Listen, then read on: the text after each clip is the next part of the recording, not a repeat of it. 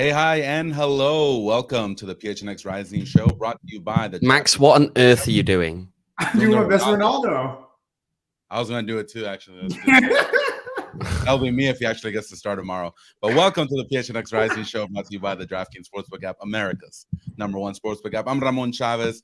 Joining me today, we got Owen Evans, as always, and taking it to the Max Simpson. How you guys doing today? You couldn't possibly have sounded less enthusiastic as you said my name there, Ramon. Like, what have I done to you? Because I just know all this like Ronaldo slander is coming, so it's coming. It's coming. I know. That's why I'm like, guess we have Owen. I'm just kidding.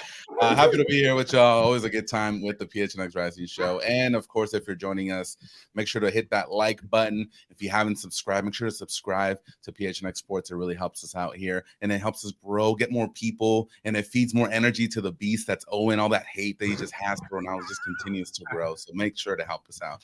Just kidding. But yeah, great show for y'all today. We're going to be talking some World Cup quarterfinals. They start tomorrow. That's going to be a good one. And also, we're going to get to talk to Owen about his experience in Qatar. I want to hear every single detail. I want the receipts. I want everything that you did down to the minute, the hour, so I'm hoping you kept notes. So, but yeah, it's going to be a good one. All right, y'all. Ready to get started? No? Let's do it. You got pissed off, Owen. All right. Let's just jump into it. Croatia versus Brazil. It's going to be one of the games. We're going to go through all the games. So Croatia-Brazil, we're going to talk about that one first. Does Croatia have any chance against this powerhouse of Brazil? Absolutely. Yeah? Yes. Absolutely. 100%. You can't. All right, reasons. They like Sung having this pre-tournament experience. Like they did not fare well in the Euros. I know that's going to be the first objection people say, which is totally valid. I get it. It's an older team. It's not necessarily the exact same team that made the final in 2018. Totally concede that. The way that they play with that midfield motors, those trio in the midfield with the itches, they are always going to have a chance. And like I think the way that they control the game, I think Brazil, they don't really have a weakness, but if you are going to point to maybe some of their, I guess, less skillful parts of the field, it might be within that central midfield. It's a long shot, but I think if Croatia is able to win that, you can feed it out, distribute, and go from there. They have a chance.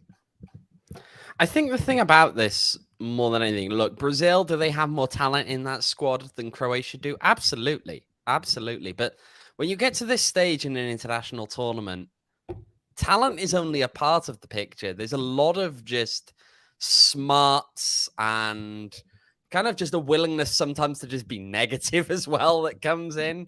And that's something that Croatia certainly know how to do. In general, though, just I think that no one who gets to the quarterfinal you can count out in any way, shape, or form. Each of them have gotten here because they've shown their ability to adapt appropriately to the opposition. Look, we're going to talk about them later, but even the weakest team left, Morocco, you could argue, perhaps the weakest team, or Croatia. It's probably one of those two for the weakest teams, one of whom is the defending runner-up of the World Cup, and the other one saw off Spain a couple of days ago. So these teams, when you get to this point, you can never count any of them out because if you could, they wouldn't be here. Think about how many teams they've gotten past to get to this point. I mean, Belgium didn't show up, but Croatia got out of a group with Belgium in it. That Belgium didn't get out of that group. And they saw off Japan, who had beaten Germany and Spain en route to this spot. So I don't know. I feel as though it's premature to almost crown any one of these teams, even just for this round, as going through, because it's the quarterfinals of the World Cup. No one has a clue. Yeah. Once you get to this point, that's these are pretty much the best teams there are. So it's going to be interesting tomorrow with this game. I agree with Max's point about the midfield. I'm interested to see the former Real Madrid teammates Casemiro and Luka Modric go at it in the midfield in the World Cup stage, and Casemiro's been playing really great, and Modric, former Golden Ball d'Or winner. So it's gonna be interesting, man. It's gonna be an interesting matchup. I feel like Brazil just have a little bit too much firepower for Croatia to handle. but we'll see. We'll see what happens tomorrow, and that game starts at 8 a.m. It's gonna be a fun one. I'm taking the draw in 90 minutes for that. On 90. Yeah, I'm taking draw in 90. I mean, if you look at how Croatia played, I mean, already seeing it against Japan, they do not like to settle things in regular time. They like to go all the way to pens. I don't know if they have another stretch in them where they can take 3 of the 4 knockout games to pens, but I mean, they did it last World Cup, and let's see if they can do it again. Key point here. Well, actually, there's 2. Number 1, my man Charles, CWP, he wants Croatia in this matchup. So, I mean, that's already a reason to like him there. But exactly. But second one is very key. They pulled Luka Modric, I believe, 195th, 100th minute in that game against Japan. He did not go the full distance. He's still playing 90 plus in that one, but maybe that extra bit of rest gives him just a bit of something rather than having to have a 37, 38-year-old Luka Modric play a game where he's going to be running against Brazil. Yeah, it's going to be interesting. Let's take a look at the odds really quickly from our friends at the DraftKings Sportsbook app. Plus 800 for Croatia in regulation, and then plus 400 with the draw. That's what Owen Evans is saying will happen. So if you want to lose some money, listen to Owen on that. Look. All I'm saying here, all I'm saying more broadly is plus 400 for it to finish level after 90 minutes, or plus 800 for Croatia. You were looking at options that are massively just unfavored there. There's no reason that Croatia should be that much of an underdog going into a World Cup quarterfinal. There's no reason why they should be that much of an underdog. I know we'll get into the different odds for each matchup, but like the fact that they are by far almost by double the biggest underdog in any of these 4 matchups, that's really surprising to me. I mean, I get that speaks to the talent of Brazil, but I think Croatia, even if they lose, they're going to play them close. Yeah, man, that just really surprises me. That's a weird one. We're not looking at a 6-1, surely. This isn't going to be like we saw in the last round. And also, by the way, everyone was riding off Morocco against Spain. They were plus 900, and look how that one turned out. You never know with these things. I think Michael had put a bet on them, so shout out to Michael. Yeah, it's good stuff. Although I'm not sure if he only had the 90-minute one, which would have been that's the one thing I thought I'm not sure if he did. He'll have to chime in on that one. Tell us in the chat, Michael. Let us know. But yeah, that's gonna be an interesting one. I'm predicting a 3-1 for Brazil. That's what I'm going with tomorrow. So we'll see what happens. Moving on, Netherlands versus Argentina. All right, Netherlands plus 260, draw plus 220, and Argentina plus 125. That's interesting. That's some interesting odds right there from our friends at the DraftKings Sportsbook app. Yeah, I mean, I was gonna say, kind of looking at this. If you look at through the tournament, Argentina has gotten better in each game that they played, but you can kind of make the argument that Netherlands, they have as well. Maybe the scoreline doesn't reflect that, but I mean, I think they were pretty had a 2-0 win against Senegal in their opening match.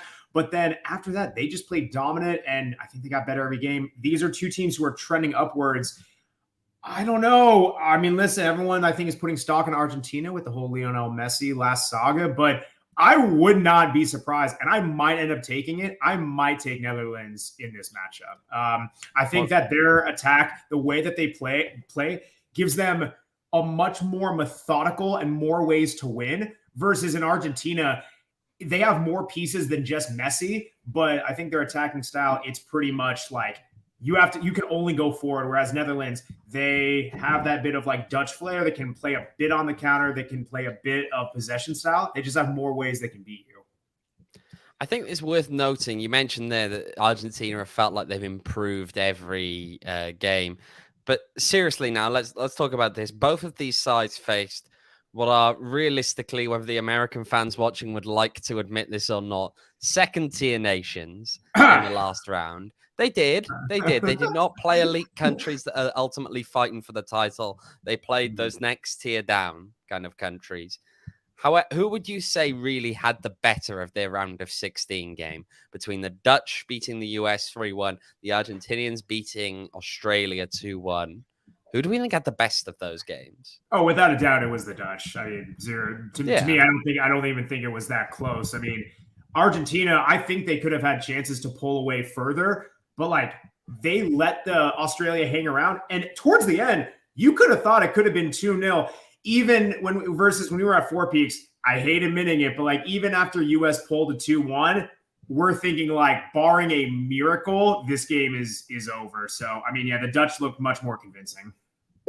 Yeah, I thought so as well. Argentina could have given that up at the end. They really could have given that up at the end. It could have gone to extra time. They were a little bit sloppy at the back. They did give away a few chances late. And ultimately, for a team like Argentina, if they're on this title run that people seem to think they are with Lionel Messi, you'd expect them to put in a better performance against a side like Australia because it only gets more difficult from there. And that's what they're seeing now coming up against the Dutch in the next game. Now, if the Dutch are as incisive as they were against the US, the Argentinians have some problems to deal with there. The kind of opportunities they gave away to Australia, they will not be able to give away to the Dutch because the Dutch will make them pay. And for that reason, I'm really on the fence on this one. I think this has the makings of what could be the best of the quarterfinals, to be honest. You guys want to hear some facts here or about this match? Because let's throw us some facts. Let's throw us some facts. Come on, let's go. This is the 6th World Cup meeting between the Netherlands and Argentina. All right, only Brazil and Sweden have played more against each other than Argentina in Argentina versus Germany. So, little fun fact there. But the Netherlands have only lost one of their 9 meetings with Argentina in all competitions. So they won 4, they drew 4, and their last meeting was in 2014 in that World Cup semifinal, which Argentina won in penalties. So the meeting between these two teams, it kind of favors the Dutch historically, but most recently Argentina got the better of them. But that was in penalties after a 0-0 draw. So make that what you will. Let's see one more here. The last times that Argentina's been knocked out has been by European nations. So not good history there for Argentina if those tell you anything. So it's gonna be tough, man. I don't think this is gonna be an easy game for Argentina, and I'm scared that if Leo Messi is not playing up to the way that he's been playing this tournament, there's no one else. And Lautaro Martinez is not playing well. Enzo Fernandez, I think, is the only guy that's been really kind of above everyone else. It's gonna be tough if Leo Messi doesn't bring his magic once again.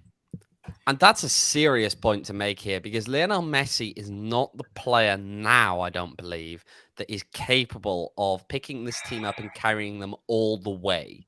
In an individual game, perhaps, but not all the way. There's too much talent in the World Cup. He's getting on, right? He's not quite as past it by the looks as Ronaldo appears to have been, as has been exposed in this tournament. We're starting the Ronaldo slander early, but he's not, I think, capable of picking this team up, putting them on his back, and taking them all the way without help elsewhere.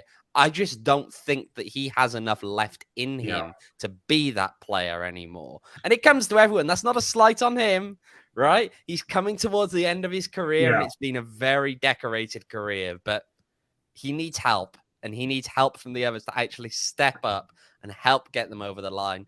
Because to me, maybe, just maybe, he has enough in him to carry them over in another game. But I don't think they get past the semifinals if the rest of the team doesn't step up to support him. It's an interesting thing because I almost kind of play off of that I think Messi is very important to this team. He is their most important player, but I also don't think it's quite like Messi Argentinian teams in the past where everything has to go through him. He does have talent around him. He does have people who can pick up the slack. And I think if you actually look at this from a tournament perspective, yes, Messi has bagged a couple goals, but I think he hasn't been overwhelmingly influential as he has been in other World Cups. Now, here's the caveat. When you get to a knockout stage like this against a quality team like the Dutch side, he has to step up. And I still don't think it has to run entirely through him, but I think that he has to be a bit more of that big game performer. To me, it comes down to the margins for Argentina are razor thin. They have to be on their best game, and they really have had to for really all of their matches, even the ones that they've won. Netherlands, I don't think we've even seen their best soccer. I think it was close to it against the U.S., but that to me is scary.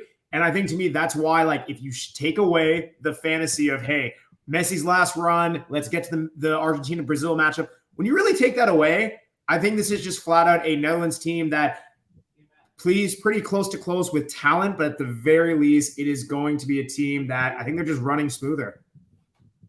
Yeah, I agree. I'll add one more wrinkle before we take off from this matchup. Angel Di Maria, he's injured. He did not play in the last game. He has some history with the Dutch coach Louis van Gaal. He's been very vocal about that, saying that his time at Manchester United when Van Gaal was there was one of the worst times of his career. And if he's ready to go, which we don't know yet, if he's going to be 100%, that's going to be an interesting kind of wrinkle to this game, because I know Di Maria wants to kind of throw the little heart that he does when he scores in front of the Dutch bench. So that'd be interesting as well. But we'll see what happens tomorrow. That game taking place. To be fair, if you did have to play for Manchester United, I suppose it would. Right? Nice. Let's get out. Angel Di Maria revenge game, baby. Okay. Moving on to Saturday's games, 8 a.m., Morocco versus Portugal. This is the third ever meeting between the two sides. The first one came in 1986. Portugal won that one 3-1. And then their last one actually happened in the last World Cup, where they were actually in the same group in 2018. And that one, Portugal won 1-0. So a little bit of history there between the two sides, but I think this is a completely different Moroccan side from 2018. And they're currently on a 5-game unbeaten streak in the World Cup games. So take that, make that what you will. You want the really unscientific analysis. They're not involved. Portuguese used up their goals. The Portuguese used up their goals in that last game. Okay. Oh, man. You all know what that's like. We've all seen it plenty of times. A team that just goes scoring for fun one game and then comes back the next game and just they can't do it. They just can't find it. And it's got that written all over it to me. It's got Portugal, to me, don't have more than a goal in them going into this game, I almost feel. The question is, can they get that goal? And if they can get it, how impactful is it going to be? Is it going to be a goal to win it? Is it going to be a goal to draw? Or are the Moroccans got maybe something else up the sleeve that we aren't quite expecting? But again, I'm not expecting Morocco to come out and be a particular threat in front of goal themselves. I'm expecting them to be organized. I'm expecting them to be a team that are willing to absorb pressure, ultimately try and catch you on the break, and maybe they'll have a little bit of success with that. But I don't know. I'm intrigued to see. And of course, the other thing you can't really escape when you are Portugal is all the circus around. You don't believe all that some would stuff, say really? is their star You don't player. believe all that stuff that's coming out of the camp, right? But you're in the center of it, though. It doesn't matter if it's true or not. You're in the center of it. That's not easy. But I feel like to that team, they're so used to it. Ronaldo's a walking circus, man. Wherever he goes, it's like, like LeBron, when he switches teams, the circus is coming to town. So if Ronaldo's part of your team, but you don't know how much of your camp is being leaked to Piers Morgan, do you? I mean, oh my goodness. That's not even the case, man. And I don't like that, man, because people can literally, like, I can go on Twitter and say Ronaldo is mad at Bruno Fernandes because he didn't help him sign or stay at Man U, and that will blow up because it just seems like it fits the narrative. We don't know what's going on in that camp. Obviously, Ronaldo's not happy about not starting. We all know that. But for these media outlets to constantly just come up with, hey, he's going to this new club for $200 million a year, he's doing this, he's doing that, it's just to rock the team and create controversy. I mean, he's ready to retire in Saudi Arabia by the sounds. I mean, that's it's really the hidden retirement. Let this man play. We know he's not what he used to be. Let him play, and what happens happens. Why let him play? They won the last game 6-1 without him. Why let him play? Do they need him? Or is this some kind of daft nostalgia tour? Like whenever America goes, I know, we need to massively overpay on a guy in his late 30s because we think that, he's earned it. No, if you're not at your peak, why are you insisting on having a spot on the pitch? Why is Cristiano Ronaldo insisting on having a spot on the pitch? Is he the best player they have available for that spot right now? Right now, is he the best player? Ronaldo in over, I believe it's 300 plus minutes of knockout soccer in the World Cup. Goose egg knockout goals. Ramos, the 21-year-old phenom for Benfica, 3 goals in 50 minutes. His performance was electric. But you guys don't think it was a different lineup that kind of helped things? Because Fernando Santos doesn't play. He doesn't. Yeah, it was a different lineup without Cristiano Ronaldo. But if you watch Portugal, Fernando Santos does not let these guys play. That's why João Felix struggles when he plays with Portugal. That's why Bruno Fernandes sometimes struggles. He doesn't let these guys be free. In their last game, they didn't play with their usually like 2 holding midfielders. It was just Carvalho and then Bernardo Silva. So he kind of let these guys go loose, and that's what happened. You got 6 goals out of it. Now, is Ronaldo to blame for that? Probably not. Would they maybe score that many goals? I don't know, but I don't think we can kind of just pinpoint it on him. It's the tactic, it's the coach trusting his guys a little bit more. Now, will he do that with Morocco? I don't think so. I don't think he'll play the way that he did against. Yeah, I mean, when he's on the pitch, the offense more or less it goes through him, and if he's performing, fantastic. He just hasn't been at that level. I think, like we said, the Swiss, I mean, there was holes in that defense bigger than the Swiss cheese. Like, come on, that's a thing. It was just not a good performance. Yes, I dropped it again. Now, against Morocco, it's going to be a much tighter game. I do like the draw. I mean, I think Morocco, like they are, my gosh, made Spain look absolutely average. There's no way you can't start Ramos after that performance. Like, there's no way. I don't care if it was the Swiss. I don't care if it was a different formation, tactics, whatever. You got to go through him.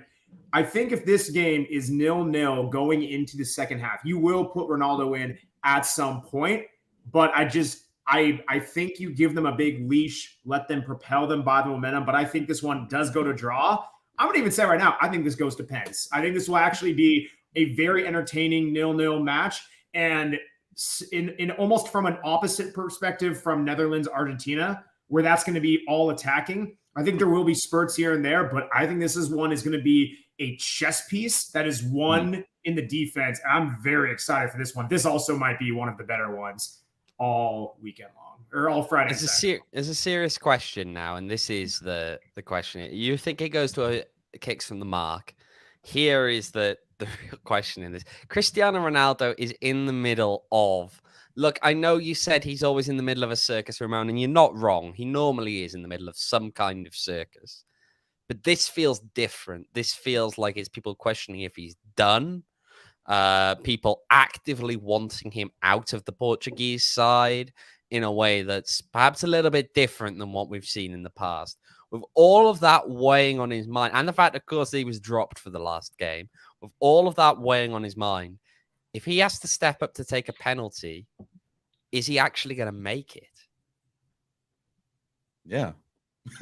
We'll see. We'll see. But here's the thing. If he misses it and they lose to Morocco, what kind of an impact does that have on... That's probably the last kick he's ever taken for Portugal. The way things are looking right now, it's probably the last kick he ever takes. He said he wants to play the Euros. How much does that sour? Yeah, well, he can say what the hell he likes. It doesn't make any difference if he's not getting. You can have as many hypotheticals. If he's going to go play in Saudi, if he goes to play in Saudi Arabia, do you honestly think he's going to play some role for Portugal in the Euros? You feel like that? Ronaldo's an incredible, huge piece of this team, but I think it's a bit disrespectful to Portugal itself and the players by saying if Ronaldo's not here, then we're better than him. And if Ronaldo is with him, then we suck. Like, that's not, you can't put that much like on him. It's not. Should he be there? Should he be there at this point? Yeah, like that's the question. Should he be on the field? Worst case scenario, he's a super sub. If we're questioning that now, where are we going to be in 18 months' time when this guy could be playing? We have no idea where he could be playing. He could very well be playing in a complete second-rate league that he's only at because people are willing to chuck money at him. Okay, yeah. You don't play the Saudi league by choice. Let's be honest. You don't. You do not choose to go to Saudi Arabia to play unless they're throwing a lot of money at you. Unless they're throwing a lot of money at you, it is not a glamorous league. He already said he's not going there. Is he really going? Yo, where on earth else is he going? Like, the only people who are putting money down on the table at this point. Of course, he's saying no because he wants other people to come in with bids. Yeah. But if that's the only option on the table. Welcome to the PHNX Ronaldo podcast. Yeah. Anyway, let's talk about go ahead, Matt.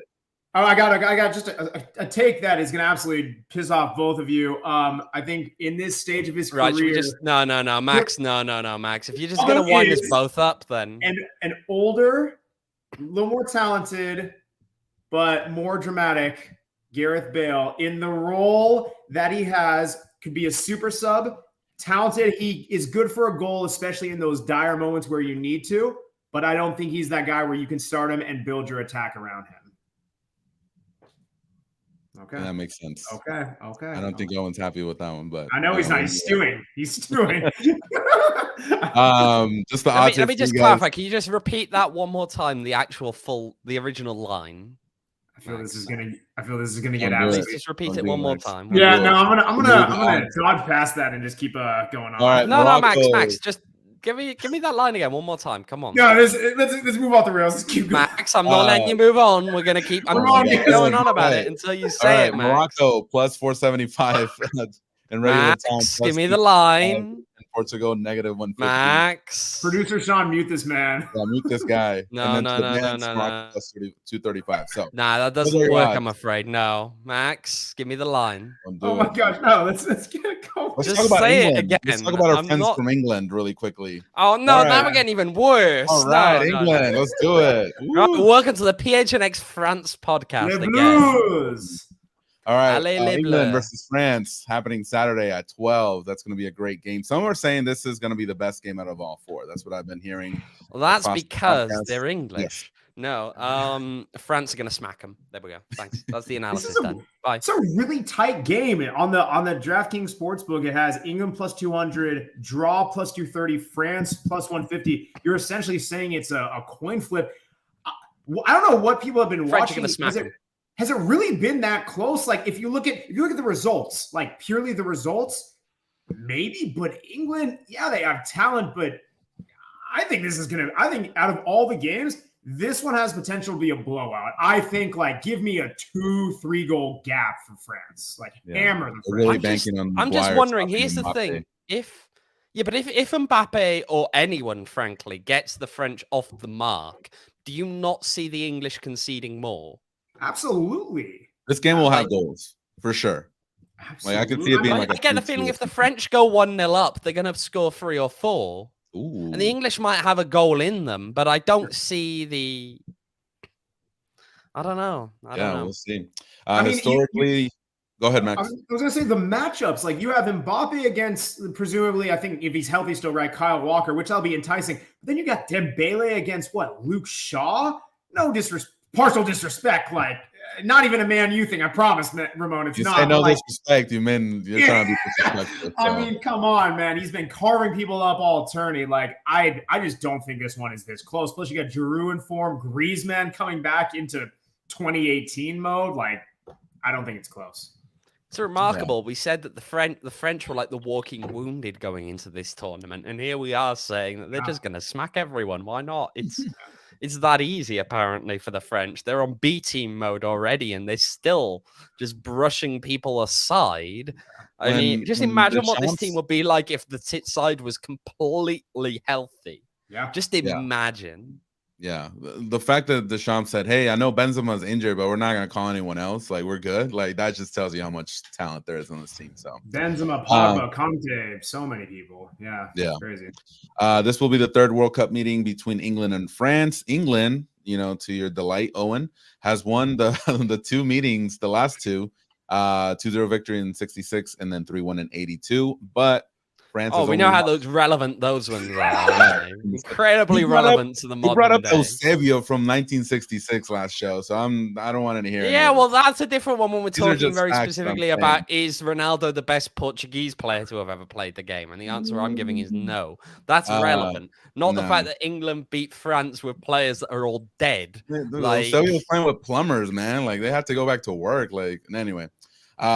France have only lost one of their last 8 meetings with England in all competitions. They last beat them in June of 2017 when France beat them 3-2. So that's the last time they faced off. England plus 200 in regular time, plus 230 in a draw, and France plus 150. So this one will be interesting. I think France will be victorious in this one. Hang on a minute. Here's the question. It's the question more than anything. I need to just get the. No, it's not coming up there. I'm just trying to make sure here. Do we have the official word on who will be airing the game in the UK? Because that's always a question. I believe it's on ITV, if I'm not mistaken, which is Don't bad they always news for lose or England because something? England they always loses? don't do well. They do worse typically on ITV than they do when the games are on the BBC. So that's a bad sign for them if it is true. But I'm still just trying to have a look for confirmation. They don't put these things anywhere particularly obvious. Let's see. Yeah, it's gonna be a good matchup. This one right here. But Max, let me ask you really quickly: if we don't get a Brazil-Argentina matchup in the semifinals, is that a bad thing for this World Cup? I don't think it's a bad thing. I mean, the beauty about the World Cup is like World Cup don't give an F about your matchups or your dreams or your scenarios. Like I think that's been this one more than a lot of other ones in recent memory. Like he doesn't care. I think that's cool. Like, listen, let's all call it what it is. I think we would all love to see a Brazil-Argentina matchup for the fanfare, and that'd be amazing. But at the end of the day, it's going to be the two teams who went through, and it's hopefully going to give us the best matchup. Like, yeah, man. I mean, I don't know. That's all I got. Do I want that? Yeah, but it's going to be cool either way. Yeah. A lot of people want that matchup. They feel like it would be one of the greatest matchups in World Cup history. So we'll see. We'll see what happens. So just to be clear here, so the distinction, the game will be on ITV, by the way, England against France. England's record on the BBC is a 68% win percentage, but on ITV they've won just 10 in 24. Oh, ouch! At major tournaments since Euro '96. So not good. Yeah, rumor has it England's going home, boys. Ooh, it's not coming home. They're going home. They're going home.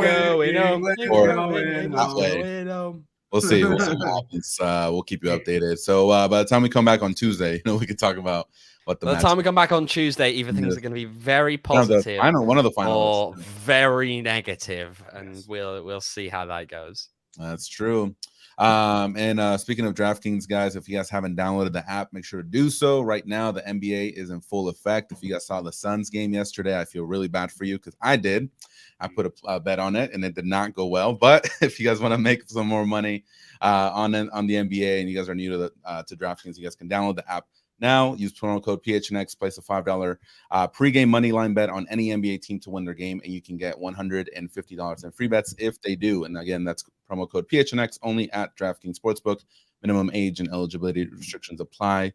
Make sure to check out the show notes for more details. I'd just like to can we just quickly do the usual, right? I just need to point out for those of you who don't understand quite how these odds work, we need to do the where's the odds? Give me a minute. The old Owen Evans explainer special. The old special, yeah. We got to do the special. Got to do the betting with Owen. Yes. Yeah, I'm just. There we are. There we are. So we got it. I just wanted to tell people if they don't understand how the odds work. So here's how they work, right? So if you're looking at the people to win the World Cup, you'll see that England are on plus 600. So what that means is that if you put $100 on England, you'll lose $100. It's good every time. He's playing the hits tonight, that's for sure. He's like playing the hits. We got Ronaldo. We got England going home. And you hate. Bet 100, lose 100. New Mexico stuff you're gonna say? I don't know. What do we think about New Mexico, boys? Personally, I just feel sorry for Greg Hurst and his girlfriend that they've got to move to Albuquerque. I mean, of all the places, Albuquerque. I went there for the Hot Air Balloon Festival a couple months ago. Very nice, the Hot Air Balloon Festival, and well, that's not the only hot air blown through that city. Let me tell you that. But it's Fart joke? No, I mean honestly, no. No, hot. Okay, that's an expression. That's not a fart joke. No, just I feel like as soon as you leave the plane, you just feel it going downhill. Yeah, I mean, like I say, it's full of hot air because it was very hyped up, the city, and I was like, What else is here? Also, we're gonna get a lot of backlash from Gerald. Gerald working on this one as well. But hey, New Mexican? Is that where he's from? Gerald, look, sorry, Albuquerque, no. Oh, man. Sorry, Gerald. It's an Albuquerque free zone. Right. Oh man, that was good. All right, so yeah, we had promised that we were going to talk about Owen's trip to Qatar. We want to know the deets of your trip over there. There's no Laib today. I don't know why he's not here. I know, right? Where is Laib? Oh no, he's somewhere. He's somewhere. Don't worry, Laib is coming. Oh my gosh. Yeah, Charles says the girth isn't here. But girth isn't here. Post New Mexico slander. That's fair. That's very fair. Also, Charles already Laib has come to join us. Got to wear it the entire time. But okay, so what I was curious to find out about your trip to Qatar, Owen, was because obviously Wales qualified. It had been a very long time since they qualified, but was that the key reason? Like, hey, if Wales doesn't qualify, we're not going, kind of thing, or how much was like on the table? It was entirely because Wales qualified. Like, you've got to bear that in mind. Again, it's been so long that we knew that no matter where it was, we were going to have to try and find a way to get there when it happened. But quite frankly, look, were there a lot of positives to this World Cup? Yes. Would we have gone otherwise? Absolutely not. When did it kick in, though, that they might have a chance to make it? Like, obviously, I feel like the playoff draw was quite friendly to us overall. It avoided the main tough teams. I think even getting into the playoffs, you start to say, okay, vaguely in the running. But as soon as you start avoiding the big teams in the playoffs, there was no Italy, there was no Portugal on the route. And you look at the slate and know that the only teams between you and the World Cup are Austria and then the winner of Scotland against Ukraine. You look at that and say, okay, that's winnable. That's not... There's a lot of teams there that, yes, okay, they can beat you. They can beat you definitely, but there's no star team that you go, oh, no, we've got to play them in that pack. Gotcha. So you had a pretty, you were hopeful, basically, that they were going to make it out of that group. So yeah, and it dragged out for a while because of events in Eastern Europe. It should have all been finished in March. It was not. It dragged on until June, but... Yeah. So then describe I remember you blowing up the Slack and everything when they qualified. And when they're going to the World Cup, that moment coupled with, hey, like it's getting closer. We're on the plane. We're heading over. Like, what did it feel like? Was it kind of surreal? Were you like, oh, wait, like I'm actually going to a World Cup? That's a bucket list for like people who aren't even like fans of this game. Yeah, it was. I mean, the day itself was a drunken mess. In terms of, not in terms of the actual, in terms of the day we qualified, of course. Yeah. When you look more broadly, though, at I guess building up to it. Look, we've been to a tournament before. It's not like it was entirely like this completely brand new feeling. Euro 2016, in a lot of ways, kind of filled that role. That was the one that was just surreal. More than anything, the fact that Wales got there and the fact that Wales did so well at Euro 2016 as well. That was a tournament we went into having most of us having ever seen Wales in a tournament. All of a sudden, you're watching them in a semi-final, and that was bizarre. But look, I think it was one of those things where there's a lot of anticipation, of course there is, but at the same time, just the practicality of the fact you're traveling halfway around the world gets to you after a while, which is you can't stay excited for that long because you're exhausted. And then there was such a short turnaround time from arriving in Qatar at night, very tired. You have a few drinks on the boat, you go to bed, you wake up in the morning, and then it's the day of. I think that's the key thing here. We landed around about the same time as the opening game of the tournament was kicking off, and it's the next day. So it was that first morning waking up in Qatar is the day that Wales are playing a World Cup game for the first time in 64 years. That's insane, man. So tell us about, from what I've heard, there were these hotels, obviously, there were these buildings, and then the sand dunes, and then there was like clusters, I believe, that they were built for the World Cup. But you stayed on, a yacht, right? Like a kind of offshore. Well, yacht. It was a cruise ship. The cruise. No, there no, you go. like big it up like it's a yacht. No, it's a cruise ship. Yeah, big man. Oh, what is over here? There you go. Okay. There were yachts. That's the thing. There were these like ridiculous, super rich yachts parked up in the port alongside a couple of the cruise ships. So they were actually yachts there. Don't mix me in with those. I was not on with those with the people there that I'm sure have got more money than my entire deck on the cruise ship have put together. Jeez. But so we were on like the second cruise ship. So there were 3 cruise ships there. There was the MSC World Europa. That's where all the kind of biggest, so the English wives and girlfriends were all on that boat. And I think the feeling I got more than anything is that boat was full of the people who, of course, there would have been fans in there as well. But there were a lot of, I'd put them more as like World Cup tourists, perhaps, on that boat.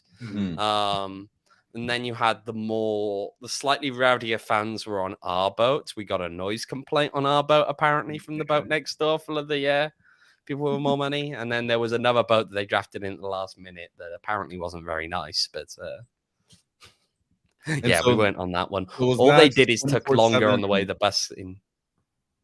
What was that, sorry? No, I was just gonna ask, was it 24/7 party since you got there? On the so the pool bar was open 24 hours, so there was drinking at all hours on that boat, and people were drinking at all hours on that boat. It was interesting. I mean, look, we didn't stay up late. Like, okay, we'd stay up until maybe 2, 3 in the morning drinking, of course.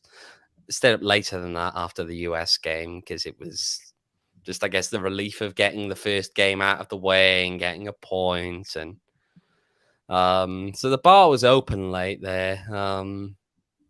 Yeah, there was a lot of drinking on there, a lot of drinking going on. Well, the ESPN article here says Qatar's cruise ships turned hotels are a 24/7 booze field party for World Cup tourists. So that's one way to paint a picture, because this is by Jeff Carlisle.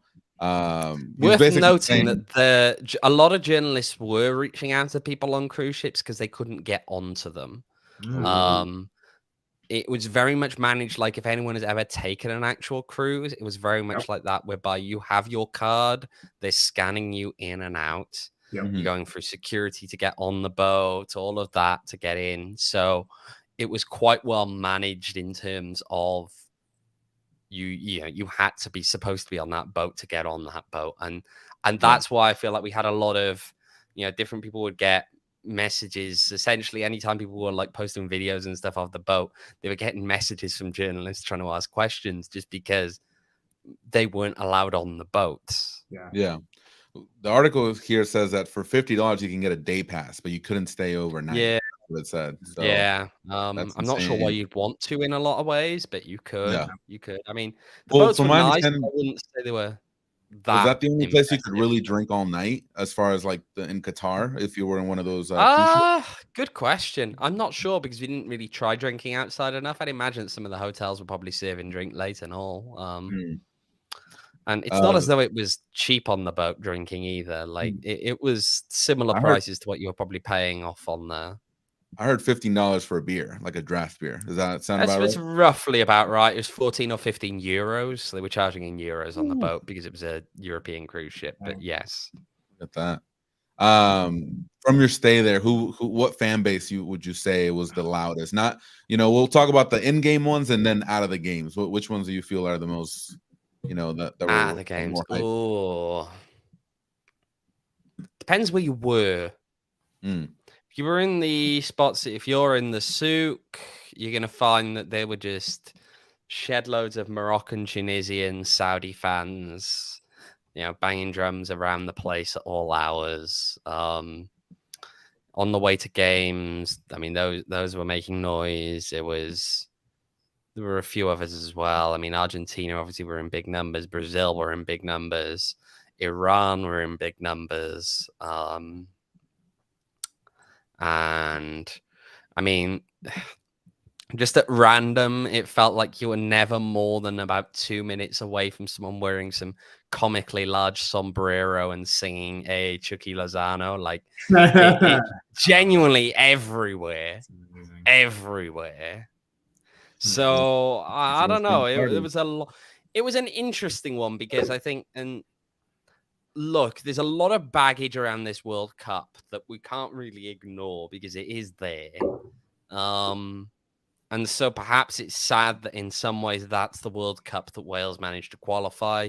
At the same time, I don't think we will ever, and especially with a trend towards 48 teams in a World Cup, ever see a World Cup so condensed where everything becomes that festival, because you will never get 32 nations descending on one city again. It won't happen for a World Cup again. Yeah, and that's what I was going to ask, because, you know, in 2026, when it's over here, you got games in Seattle, you got games in Nashville. There's no way to kind of bring everybody all the same together. Yeah, that's crazy. Yeah, that's nuts, man. What any like specific fan experiences or anyone you bumped into, like traveling to the game or outside the stadium or anything like that, where like just, I don't know, fans were going nuts? You mentioned some of the more passionate fan bases. Anything stick out? I'm not sure anything in those senses sticks out. I mean, there were some. See, here's the thing: a lot of the stadiums still, you were traveling out. Yeah, it was packed, but if you traveled out early enough, then it wasn't too. Or a lot of the games, we'd have like one game followed by another in a way that would just be keeping you away almost from the pack. The way the logistics worked were intriguing. It was really like, you know, we'd read before going there that they had like tripled the number of buses in the entire country. And you realized getting out of stadiums like Albight that yes, they had. When you see just a sea of several hundred buses sitting there waiting, you know, for all the talk early in the tournament, people were saying, oh, people are waiting like an hour after the stadiums. Well, you would at any stadium, trying to empty an entire stadium onto public transport after a major game. You just would. But as a whole, it was very well. I mean, look, you were able to do 2 games in a day. You can't do that in any other World Cup. That's not been the case before. So it was, God, it was just such, I think, a busy week as well. It's weird. You look at it now and go, well, yeah, you did 8 games. Of course it was busy. But you don't really get a chance to breathe over the course of the week doing what we did. And again, you had to do it because you're never going to see a World Cup so condensed, be able to go to so many games all in such a short period of time again. But yeah, I think if you were to look back now and think about what maybe you'd change, maybe take a bit more of a breather, maybe do a little bit more time to just see some of the other stuff there, rather than it all being quite so condensed. And you think that's the 4-game schedule that kind of messed up kind of like the logistics of that? Or, you know, I know from what you were saying, you said the first game started at 1 and the last game started at 10. So you're not home 10 at night. 2 or 3, right? Wow.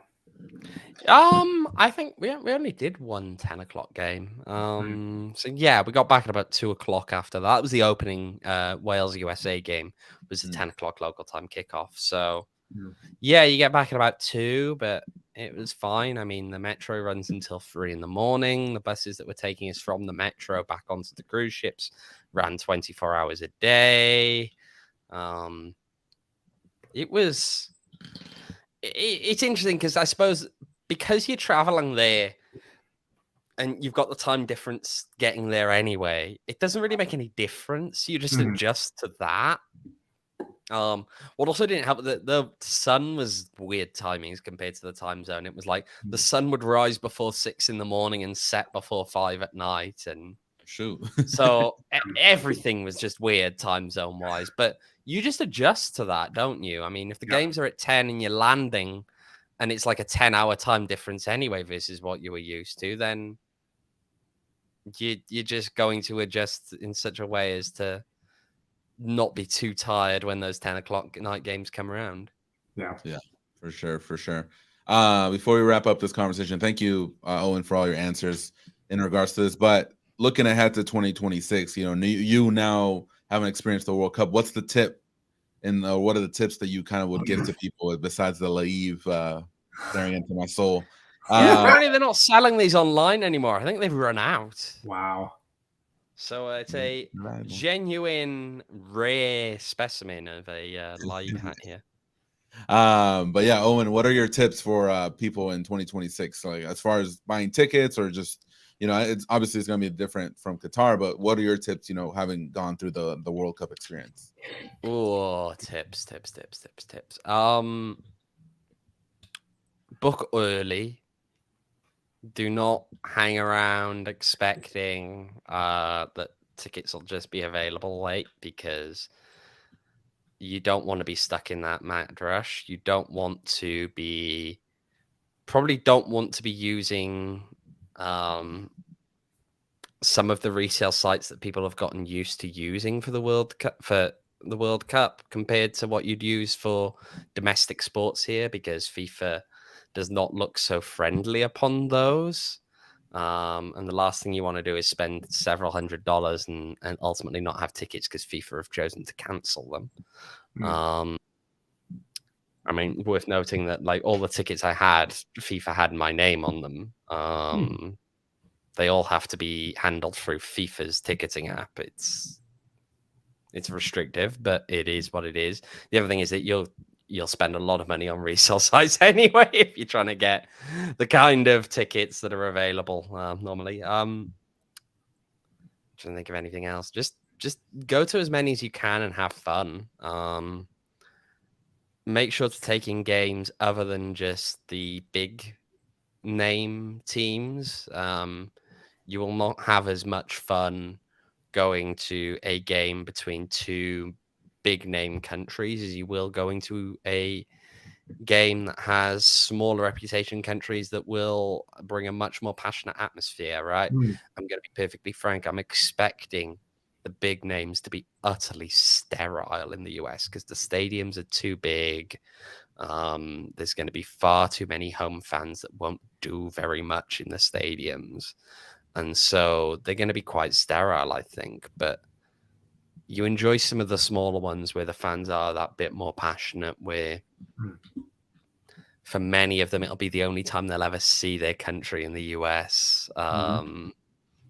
Maybe the first time they've seen him for 20 years, and they'll spend everything to get there. We see it in other tournaments in the CONCACAF Gold Cup that there are some countries that just put together a fantastic atmosphere, despite sometimes having smaller numbers in those stadiums. I think those are the kind of countries you want to be looking for when the World Cup comes around. Go and enjoy those games. Don't get caught up in just the big stars. Enjoy the entire event, because ultimately that's what it's all about more than anything. Like, it's not just the football on the pitch, it's just the mashing of people from everywhere, and the mashing of different support styles that really makes a difference. It really makes this such a big event every 4 years. Let's go. Now I really want to go to 2026. Yeah, man. Yeah. Woo. Ooh, let's go. I mean, hopefully all of us three can make the 2026 one in some capacity. And, as fans or maybe working the event, that'd be a rumor has it if Budweiser remain as a sponsor, there still won't be any beer in the stadiums because us four. There you go. That's right. There we go. All right, y'all. Before we wrap up, we do want to shout out our Four Peaks for hosting all of our World Cup watch-alongs over there. If you guys haven't gotten a chance to get over there, check out their amazing food and beer. Make sure to do so. They're located over there in Tempe on 8th Street. It's a great time over there. Me and Max, we were holding down the fort when Owen was away in Qatar, and man, we had a great time. So if you guys weren't able to make the watch parties, make sure to check them out. They always have sports going on over there. Great food, great beer, and an amazing atmosphere over there at Four Peaks. Oh, yeah. I have not drinking so many beers at noon on a weekday in quite a while during the last couple of weeks. So it was fantastic. Yeah. I mean, for those, which one was it? The Mexican Poland one? Yeah, it was like 9 a.m. I was like, yeah. Oh, gosh. And I was like, yeah, it was fantastic. Hey, and the breakfast they had, top tier, man. Great stuff. Yeah. Yeah, buddy. And also, if you guys haven't gotten a chance to relax, I know it's kind of towards the end of the week. You kind of want to kick back because that's what I'm thinking. I'm thinking about the weekend already. You guys can enjoy yourself with some OGs. If you guys haven't purchased them, make sure to check them out on their website, ogsbrands.com. Again, my personal favorite is the tropical one. So if you guys haven't, make sure to check them out. And they're also available at your local dispensary. So if you guys are more of a an in-person kind of person, then you guys can check them out at your local dispensary. And remember, you must be 21 years or older to enjoy OGs. Great stuff from our friends over there. It's how you get the experience, isn't it, of being an England fan going into a tournament convinced you might actually win it.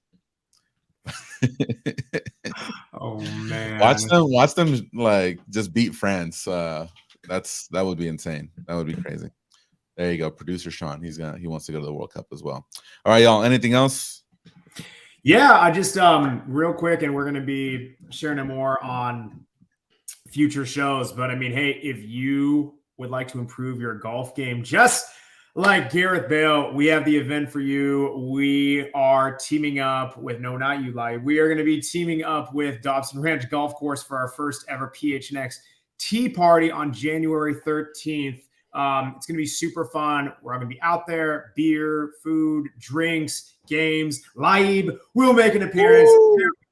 Information on Not screen. sure if he will, unfortunately. Laib's appearance confirmed. I am there for sure. He's there. But guys, can we not confirm things without having them confirmed?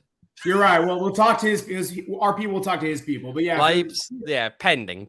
Of course, pending. Yes, asterisk. Yes. If you see it on screen, you see the information there. But if you're listening on audio, we're going to drop the link. It's in our description. You can check the link on YouTube. About to drop it right now in the chat, but it's going to be so much fun. We're going to be doing a PHNX Suns watch party as they take on the Timberwolves. Literally, it's going to be games. You get like unlimited range balls, plus they're going to give you an hour of like range time for future use. That's already a $35 value, and for our Diehards, you get 20% off the tickets. So it's in the chat. Hang out with us, have fun, improve your golf game as much as you can, like Gareth Bale, and just have fun with it all. Yeah. Let's go. Yeah, Michael, it's at Dobson. Yeah, it's gonna be over there. It's actually Dobson Ranch, sir. Yes, I do. Sign up, smash that link. Tickets are going to go fast, guys. We have 41 bays rented out. We have the whole range rented out. We're gonna sell out of that thing. Get your tickets now. Yes, I definitely got to practice beforehand, but yeah, it's gonna be a great time. Hope to see you there. All right, y'all. Amazing show today. Thank you, Owen. Thank you, Max, as always. Producer Sean for holding it down like you always do. We will be back next Tuesday, and I think we're gonna have one of the semi or finalists. Yeah, we will. That's crazy. I really hope all of our projections haven't just blown up in our faces. I know, right? All right, y'all. Until then, have a great night and take care.